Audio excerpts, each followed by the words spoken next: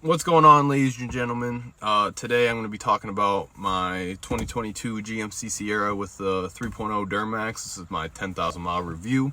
Even though I don't got 10,000 miles on it, I got 11,300, I want to say.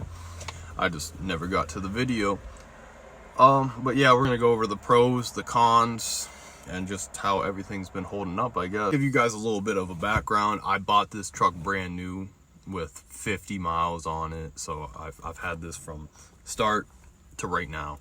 All right, so I'm going to talk about one major con I had, and then I have two other cons. The first one was about 2,000 miles in. I just got done with a class or something. I was coming back home. I parked it in the parking lot. I shut it off. The engine wasn't shutting off, but the electronics would shut off. I'd start it back up. Engine was still on. Turn it off. The engine was still on. Anyways, while it was on, put it in reverse, it shut the whole truck off, and then I tried starting it back up. The engine wouldn't start, but the electronics would come back on. Eventually I called GMC services, and they came and towed it, and they said that there was a problem with the battery and the cells. So that was one major issue I had. It's on. And then when I do turn it on, that doesn't come on, and this is very dim,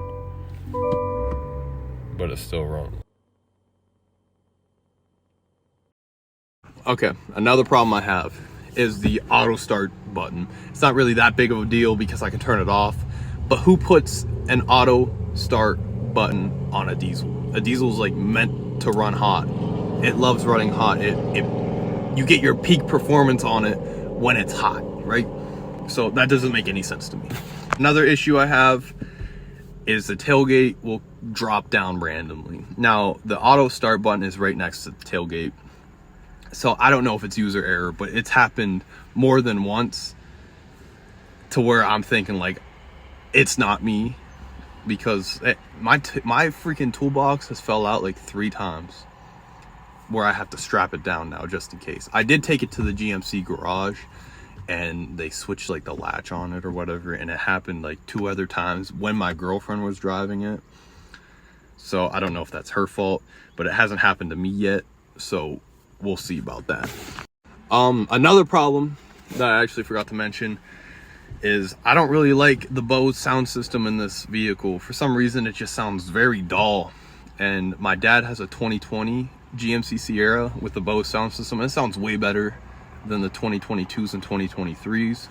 I actually went on a Facebook forum or a Reddit forum, whatever it was, and everyone thinks the same thing. So I don't know, for a $67,000 truck, you would think they wouldn't cheap out on the sound system at least, but seems like they did. All right, now we're going to talk about the 3 major things I love about this truck. The first one, the reason I got the truck, was for the 3.0 Duramax. The 3.0 Duramax is reliable and it's efficient. Reliability is probably the #1 reason I got this truck. So with modern diesels nowadays, they're not as reliable as they were back in 2000s, 1990s, right? Because they throw all these emission shits in them. And this is one of the only diesel vehicles that has no known emissions problems. So that is a huge plus. The efficiency on this truck is absolutely insane. I'm getting like 20 miles to the gallon on the highway with obviously me towing nothing. But think about it. This has a 2-inch lift, has 33-inch tires on it. That's crazy. That is unheard of for a full-size truck. Towing. So if I have a trailer and 2 4-wheelers on the back, I'm getting like 21, 22, which is still insane on the highway. Where this truck does not shine, and it's a diesel, so obviously, is the city. When you're in the city, you're probably going to get freaking 13, 14 miles to the gallon. Like, if stop and go traffic, like, it's just the way it is. But other than that, I drive a lot on the highway, so it's 100% worth it to me. The second reason I got the truck was for the interior. I thought they did a really good job on the refresh interior, and it looks way better than the old interior. And so this is a huge upgrade from coming from a 2014 LT. Another reason I got the truck was for the exterior. It's a sharp looking truck. I'm gonna eventually put a lift on it and put some fuel rims and probably 35s and get looking like my old truck. But I love the way this truck looks. I guess the only thing to show you guys is how everything's been holding up. I've had this truck for almost a year, have 11,300 miles on it. So yep. Again, I apologize for how messy my truck is. But interior wise, everything's looking great. I have zero issues. I have heard there's been problems with the seats and the steering wheels.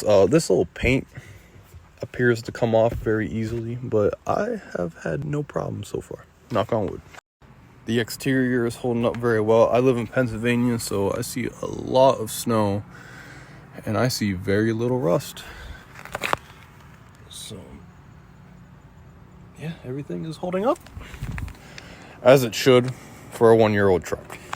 So the way this truck handles and feels, it's beautiful. It's exactly how you would think a 2022 vehicle would feel. I'm not gonna lie, I don't take it off-roading that much. I have taken it off-road like 3 or 4 times, but I get kind of nervous when I'm taking a $67,000 truck in the woods, you know what I mean? But when it is in the woods, I mean, it drives exactly how you would expect. It's nice. The bed's been holding up very nicely. It has a nice lining. So I put some wood in here every once in a while. I put my bike and I put my 4-wheeler and obviously golf clubs. But yeah, the Duramax tires are great. They've been holding up very well. Would you believe that has 11,000 miles on it? I wouldn't. So just to show you, I have 11,325 miles on it.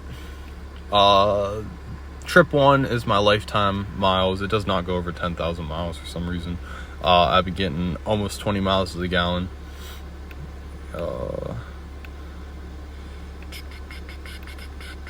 There's my oil life. I need to change my oil. There's brake pad life, air filter life, fuel filter life, and then engine hours and diesel exhaust fluid. I probably have filled my diesel exhaust 3 or 4 times throughout the 11,000 miles. But that's it, y'all.